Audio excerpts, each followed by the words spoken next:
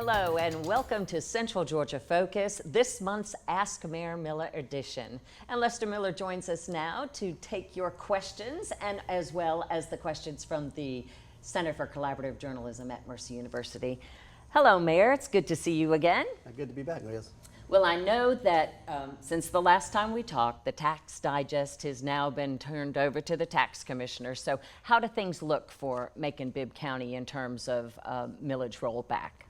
Well, I think we're looking pretty positive. Matter of fact, today we were running in the ad in the newspaper, which is required by law, to let folks know what our 5-year millage rate history is. I'm happy to report that I'll be recommending a 2 mil rollback. That's a 2 mil decrease in the millage rate for the second time in a row, consecutive years. This is the first time since consolidation that every citizen in Macon-Bibb County will receive consecutive millage rate rollback. So we're very excited about that. This year's Tax Digest came in pretty high. As most people know, we were under audit this year, but all across the nation and certainly all across Georgia, the tax values have gone up significantly. We want to make sure that Macon-Bibb County doesn't profit from that. Therefore, we roll back the entire amount plus some of the millage rate to counteract the large tax assessment that people have. So it's our intention to make sure that no one pays any more taxes as far as an increase. And because of the fact that we're rolling the millage rate back, it's not considered a tax increase, and there'll be no 3 hearings that will be required. You know, I think a lot of people might have had some sticker shock when they got their assessments in the mail. Are you surprised that only 2.25% of the property owners actually filed appeals this year? Doesn't necessarily surprise me. What I think is a lot of times people think it's not worth it to file an appeal. They're not going to win.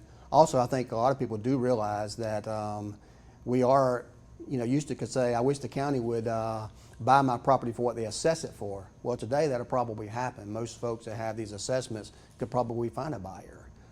Prices are just out the roof right now. Sooner or later, we believe that bubble is going to bust.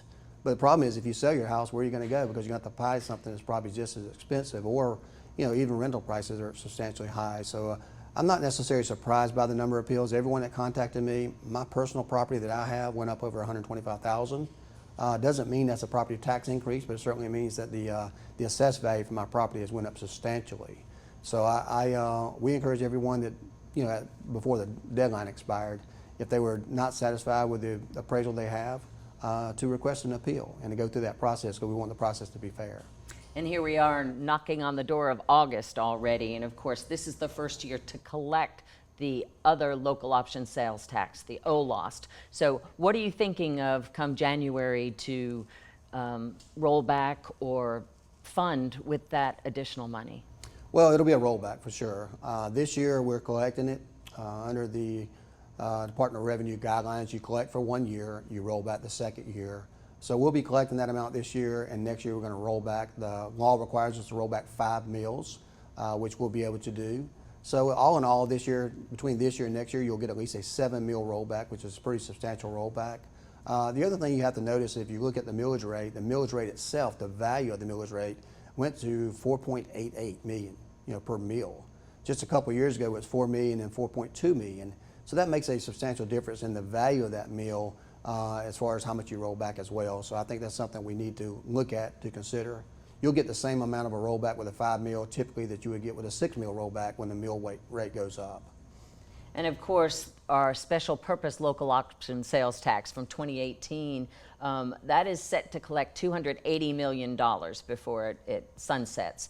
And we're already at the halfway mark of that, well before where we should be. So it looks like we're going to sunset that before the 10-year period. So have you been thinking about what projects might be involved in another SPLOST?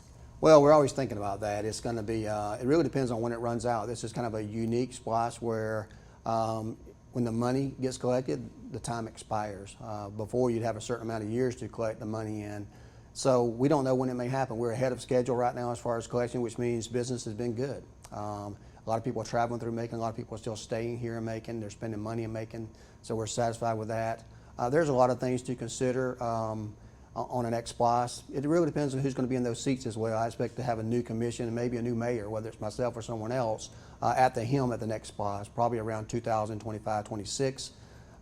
There's been a lot of things mentioned so far. Roads is always a consideration. Retiring debt is a consideration. Perhaps improvements or new jail are maybe in order. Finishing up the courthouse, if that happens, could be a potential possibility. Lots of economic development at the airport. So there's a lot of ideas there that a commission and mayor will have to sit down to discuss the priorities for the community at that time. As far as the current SPLOST, I know there's been a little bit of kind of maneuvering around when it comes to the courthouse. You know, I think when the SPLOST was passed, people thought that there was going to be a major brand new courthouse built somewhere downtown, and there's been issues with trying to find the parking for that. And so you purchased the former IBM building there at the corner of First and Walnut. So that gives you additional space. You're putting courtrooms now at the Macon Mall renovation. And there's talk maybe that you might be able to just renovate the existing courthouse and give the judges what they need for the security, maybe revamping the entrance and such. What are your thoughts on that and plans? Well, I think a lot of the issues that were initially concerned by the judges and the people that were in office at that time have been addressed. A lot of those issues have been addressed. Separating the juveniles, we have the Juvenile Justice Center Right. now. Doing some work on the first and second floors, there's been substantial work doing there. I expect to renovate another courtroom, to have a separate courtroom in the state court in this next year's capital improvements planned. So that would help there. We have the mall, we have a couple of courtrooms there. We're able to secure, we believe, some parking there. We've moved some departments right behind in the old IBM meeting, like you mentioned. We could renovate that courthouse and add to it with the funds that we have remaining there, or we could decide to move the courthouse somewhere close by and build a new courthouse between this SPLOST and the next SPLOST. Right now with the pandemic in and out, and there's some courtrooms that are closing in McDonough, in that area up in Atlanta, because of the new variant. So we have to really be mindful of that before we take on these new responsibilities. At the same time, it's tough to get building supplies, and costs have gone up. So we may have to take a wait and see approach on the courthouse to make sure we do what's right for the community and maximize those dollars. And before we go on this topic, we do have a viewer question from Michael Hall. He wants to know, why are all the projects and taxpayer money being spent in downtown? We knew it would happen when Macon-Bibb consolidated. It says Zebulon Road has need of resurfacing and also needs city-county sewages installed, more than we need an amphitheater, he says. Right. Well, a lot of those are getting addressed throughout the whole community. Just let me go ahead and touch on the amphitheater. It has absolutely nothing to do with your tax dollars. Your tax dollars are not being funded. No more additional money is going into the amphitheater. We're using the rents out of the building, out of the venue itself to pay for that. So those funds could only be used for that purpose. If you didn't have the amphitheater and the money there for that bond, it couldn't be used for any other purpose, so you wouldn't have a net gain anywhere. I'm not aware of any projects that he mentioned in downtown. We don't have a lot in new development only going downtown. We're concerned about all of our community. We're doing a lot of blight projects. We're doing a lot of road projects in southwest Bibb County, north Bibb County. East Macon is getting some. Every commissioner represents their district, and they've been advocating for those things. So I've been on Bass Road. There's a lot of projects going there. People know that, and certainly the mall is going to be busting at the seams very soon, because we know there's a lot of expansion that's coming there. So I'm not sure whether the callers indicating that everything's going downtown, because it certainly is not. I think there's plenty of evidence to suggest that it's not. All right, thank you, Mayor. And hold that thought about blight, because when we return, we'll be talking to the mayor about blight, the homeless situation, and more. Stay tuned.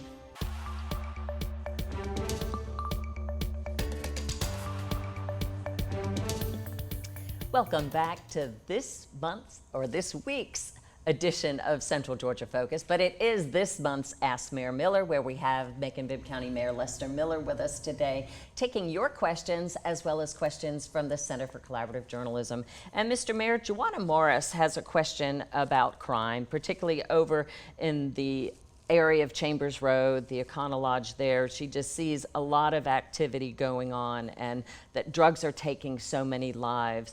So what is being done to kind of clean up that area and reduce crime around those hotels? Well, that's a very good question. I think if you're watching the news lately, you'll notice that Macon-Bibb County has filed about 4 or 5 nuisance suits. I'm happy to report that at least one of those hotels there will be reached an agreement with already to increase the security there, to make sure we have access to cameras there, to decrease the amount of loitering they have there, to help the cash system that they have there, to make sure someone's not renting out several rooms and it becomes an extended stay place. I think those are some of the changes that we made during this process. But all those hotels, including the ones we have on Riverside Drive as well, take up a lot of resources, a lot of 911 calls, a lot of overdose deaths. We're addressing those. That's one way that we can fight crime in Macon-Bibb County, is reduce the number of calls we're getting at these locations, so it frees up the staff of the Sheriff's Department to have a better response time. So I think we're already addressing those issues. We're seeing that particular location, I won't say crime-free, but it's been a substantial decrease in the amount of calls that we have there for 911 and the amount of drug activity that we've had there, and we have access to their cameras as well. So I'm starting to see some small improvements there in that area there. We're going to continue to focus on all those, and we have a couple more nuisance cases that we'll be filing very shortly. It's not a money grab here. There's no money involved. We're not trying to seek funds. What we're trying to do is make sure that we hold these places accountable, because they're increasing the crime in these areas, and we can't let them just violate the law. And of course, you mentioned nuisance. There's also the nuisance properties law that went into effect in May, where if somebody has what's considered maybe a hoarder property, or has a lot of old appliances or cars that are up on blocks, that you can now go in and give them the opportunity to clean it up, or the county will do it for them at their cost. And recently there were two properties over on McKinley Drive off of Mosley-Dixon by Lake Tobesofkee, where code enforcement said 167 tons were hauled away. Your thoughts on that initiative? Well, I think it's a great start. We have a very good code enforcement director in J.T. Rickerson. He's done a wonderful job. The mayor and commissioner's office have worked together to do new policies. And I think part of our job is to do policy and create policy that's going to be beneficial to our community, and we have to look at blight from a holistic approach. We get a lot of complaints about people's neighborhoods, people hoarding cars, lawnmowers, wash machines, you name it, in the yards, and for years and years it's just gone not addressed at all. And we saw a way to do that through policy. The people have a right to go to court. Some of these cases, they got cited, they went to court, they were given ample opportunity to remove the property. But after that time expires, we have a certain amount of time that we have to do that we can go over there and do that. So we've been able to go over there ourselves with our equipment to haul that property off. If there's anything of value there, we certainly could salvage that, and it goes against the lien for the person. But we give them the opportunity to do the right thing first. If they're unable to do that, we remove that and place a lien on their property. So far, it's been very successful in court, and we have numerous of those on the horizon in the very near future as well. A lot of times in a hoarder situation, though, there's almost maybe even a mental health issue. Has there been any thought to providing that kind of counseling as well in these situations where people are just, stacking and stacking and stacking what they say is valuable? Well, certainly that's always something that we consider. When our deputies go out there, or our code enforcement officers go out there, they try to assess the situation, whether there's crime going on, whether it's a mental instability going on. We certainly will work hand in hand with our Mental Health Matters program and the experts that we have there to address any of those issues. If we have children there, we address those issues through DFACs. If we've got somebody there that's having some age issues or challenges there and they're not taking care of themselves, we may reach out to the Older American Council. We look at the probate court, all kind of ways we look at. So we don't just go out there just to say we're going to take care of this one issue. We're going to try to treat the whole body while we're there, provide as much resources and assistance as we can as possible. But we're trying to address the needs of these neighborhoods, and that's some of the things they've told us over the last couple of years is we're tired of seeing all this depreciating the value of my property and interrupting the use and enjoyment that I have in my own neighborhood. The county went in and removed the homeless camp at Riverside and Spring Street, and now it seems like a bunch have just shifted into the foliage there, into the brush behind the convenience store. And so Grant Blankenship from the Center for Collaborative Journalism asked, what plans do you have beyond periodically displacing them from where they are? Yeah, I would disagree that the county went in and removed anyone. We went out there for almost 2 weeks in advance to reach out to each person there to help them provide a stable living environment, to offer them assistance through Daybreak, Salvation Army, Loaves and Fishes, Brookdale. Most importantly, everyone there has an opportunity to go to Brookdale where they have housing for a long time, 3 meals, out of the weather, all kind of resources for drug addictions, mental health, for our veterans. Some people just are to a situation and they want to stay outside. And we were told that these people that were in that camp, and I think I had said that you'd cleared the camp, right. Meaning, their stuff. You know, all the one couple even had built a little makeshift cabin that was on rollers. With that, what can be done really to put them in a place or deal with them? Because we still have the panhandling there at the interstate, and the signs are up to donate the money as well. Right. Well, the panhandling will be addressed in the very near future. We're working on options right now for that. Code enforcement will be more involved in that. We'll make sure that a lot of them have been sworn, so they'll make sure they can uphold the law. They've also they'll have the equipment to wear on them as far as the cameras and things like that. One thing, we're trying to help people one at a time. You know, when we went over there, the camp had a lot of folks there. We were able to get help for a lot of those folks there. Some of them were reunited. Some of them did take opportunities that we have there. A lot of that was on property where we were asked to be removed or had the materials removed and cleaned up. But it was an unsafe, unsanitary place where no one should live. You have some crime going on there, and we had that issue there as well. But there was just sanitary conditions that no one should have to live through. We made the assistance, we offered the help. We can't force anyone, although the House Bill 1013 is going to give us some more flexibility, and we're looking at that to see in some situations there may have to be an involuntary action that's taken to make sure that someone's going to protect themselves. So I think that we're going to continue to monitor the process. I know that people are looking at things like in Athens, a tent city. That's something we're not necessarily interested in here in Macon right now. We want to get people the help that they deserve. We have a nice facility in Brookdale that's going to provide permanent housing for folks. We really need the state to step back up and do another central state type. You know, I saw we had a $5 billion surplus. One of the ways they could do that is to try to tackle this mental health problem with not just throwing a Band-Aid on it, but really coming up with some facilities across the state that can address those issues that went away a long time ago and have crept back because we don't have those type of facilities and those types of wraparound services. And before we started today, you told me that actually the homeless number is down in the community? Right. According to the DCA numbers that we have, just left the conference here in the last month, the numbers are down for the unhoused in Macon-Bibb County. I know a lot of people see that they may think by visually seeing that the numbers are up. One of the reasons I continue to say is because the interstate has destroyed the environment that some of those folks may have stayed at and you never saw them before. The pandemic itself has increased the number of people who are traveling from community to community. We live on a river. We have the Omega River here, and a lot of times, a lot of folks that are experiencing homelessness, they travel along the river lines and the interstate lines, and we happen to be right in the center of Georgia. So the numbers have went down. Hold that thought. The river and the interstate, two of the things we may touch on in the next segment. Stay tuned.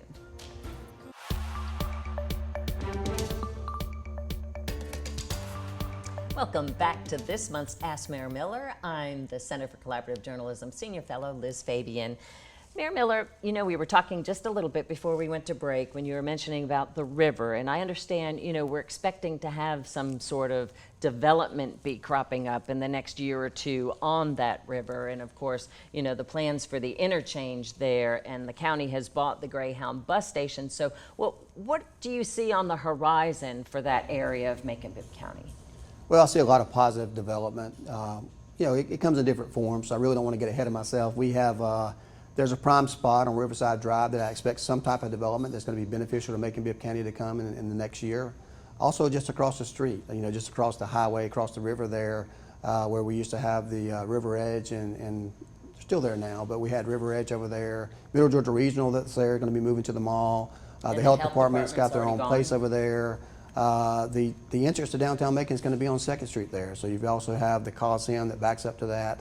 So I do see a lot of development that's going to be going there. It's going to help our community, going to help lower taxes. It means a lot more development there. The Infrastructure Improvement Jobs Act, are we going to see any money from that to fund certain projects like that? We certainly hope so. We're in communication with all of our congressmen and senators right now. Probably the best time to address that is just as soon as the election's over. A lot of times right now in a campaign year, you get a lot of verbiage, but we don't really see a whole lot of action until after it happens. So we want to see who's going to be there in those seats. Continue to work with them. We do expect some money to start flowing through Georgia on that, as well as the infrastructure bill. Now, there's been a lot of talk lately about Gray Highway and the need for pedestrian safety improvements and just complications in trying to work with GDOT. They have a plan to improve Eisenhower Parkway, and yet Citizens Advisory Committee, some of those members kind of bristled at that because they really want Gray Highway. And on that committee, the chairman's having a hard time getting those citizens to come for a quorum. So what are your plans to get Macon moving on some of these transportation issues? Well, one of the first things we're going to do is we've already reached out to GDOT, and I've been in constant communication with their leaders there. We have a joint meeting coming up with a couple of our officers or stakeholders there, and myself and our staff with their staff. So we have about at least 6 or 7 people that are related to that coming together as a group to discuss ways. We'll have a presentation from GDOT on some things we can do and some things that's worked in other areas. I've also met with a couple of consultants myself for a proposal that they could step in and be that intermediary person with the GDOT to make sure that we're addressing things properly. We've also got some, I think, some technology plans that we have coming that we're going to work with Georgia Power and GDOT with to install cameras at some of those locations, better lighting. Certainly Commissioner Lucas is in favor of that. We've talked to her. Greg Brown, the chair there, is a willing participant in that, and all the board members. So I look for some great things. The mayor's office is going to get a lot more involved in the pedestrian safety than we've had before. A lot of times we sit back and let them, we believe, do their job. I think they need a little guidance and a little support. A liaison is going to bridge, the local board we have here with GDOT, make sure we're on the same page. So I do think that the Eisenhower corridor is going to get addressed fairly quickly. Mercer University, Pinona and Emory is a challenge because of some things, but we have 2 traffic calming things happening on Pinona that's going to help substantially there, and on Mercer University with roundabouts. So those are some of the things that we're doing. And we only have about 30 seconds, but Carol Goolsby would like to know, what would it take to get Sunday bus service in Macon? Well, that's something that's going to have to be decided by the Macon Transit Authority. We maxed out the amount of monies that we give them this last year. Certainly, if there's a proven need there and they can get the ridership up, that's something I think that Craig Ross and his staff would consider. We're certainly willing to fund anything we can do to help make it accessible for everyone to have ridership, 7 days a week. All right, thank you. Remember, we want to hear from you too, as well, as we will be sitting down with Mayor Miller every month. So send your Ask Mayor Miller questions to mercerccj@gmail.com, and we'll be meeting back here in a month and we'll get you some answers. So we want to have this dialogue back and forth with our community, don't we? Yes, ma'am, we do. Do you have any closing thoughts? Hey, I'm just ready for the fall to get here, a little warmer weather. And I'm just wishing all the safety we can have for our children and a great, prosperous year under our new superintendent, Dr. Sams. Okay, it is almost back to school, isn't it? It is. All right, thank you very much, Mayor Miller, and thank you for joining us for this edition of Central Georgia Focus. I'm Civic Journalism Senior Fellow Liz Fabian at the Center for Collaborative Journalism.